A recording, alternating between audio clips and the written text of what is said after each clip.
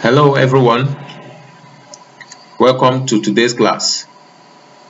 We are continuing from where we stopped the last time when we were talking about ledger account classification.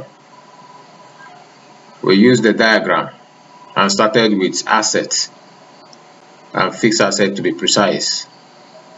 We were able to give us example of fixed assets and how we can make how they are treated in the books of account. Remember, we said that fixed asset is under real account. So assets and liability is what made up the real account. We have treated fixed asset, which is part of asset. Today we are looking at current asset.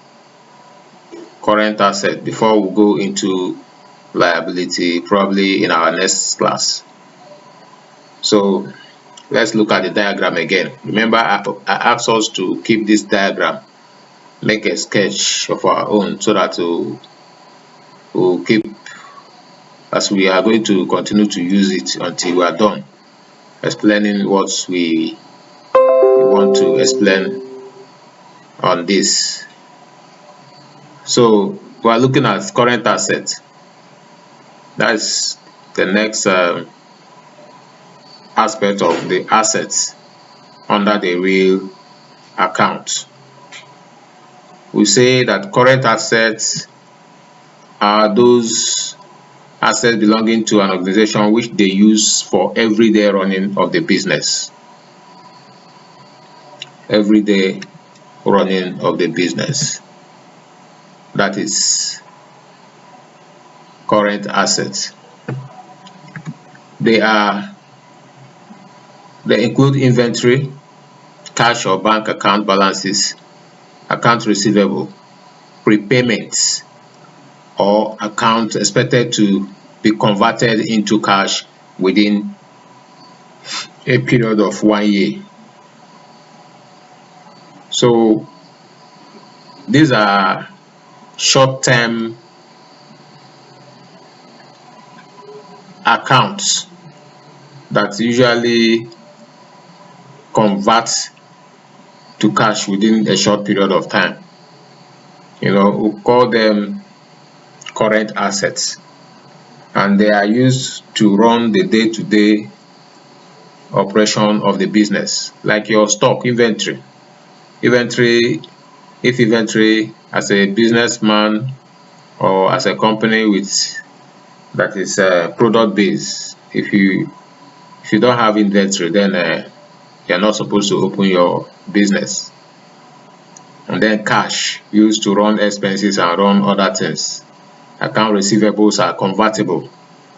They are debts by customer that you can collect at any time in cash and use them also to run the business. Prepayments, same thing. Prepayments are payments made in advance.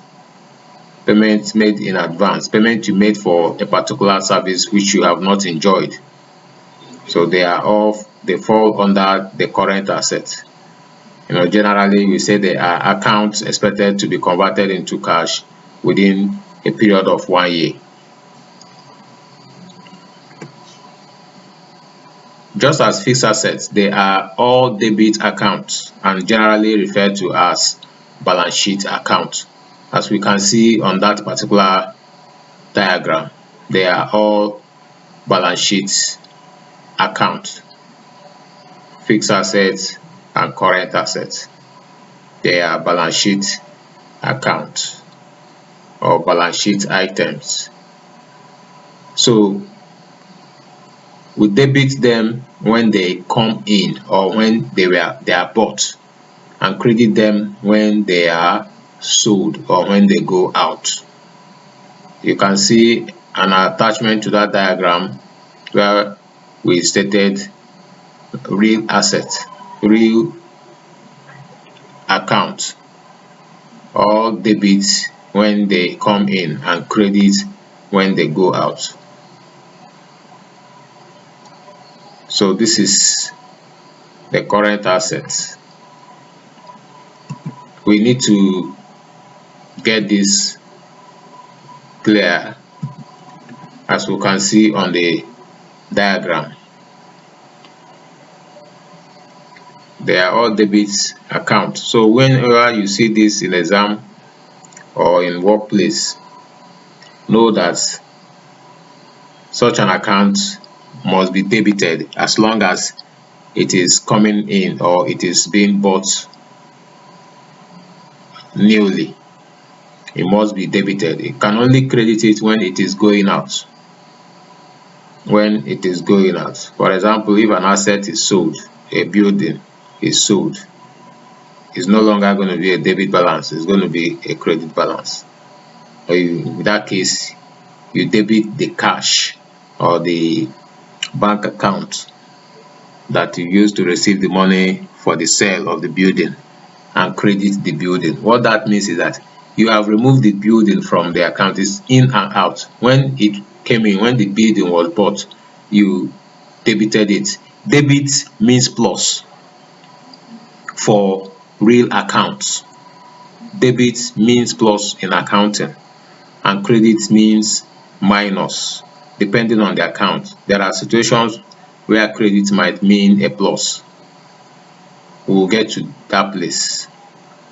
But as far as real account is concerned, debit is a plus. So whenever you debit any asset, you have added it, to the account, and whenever it is taken out, meaning that you have credited it, you're taking it out. So if you sell a building, you credit the building. By so doing, you have closed that account. You close the account.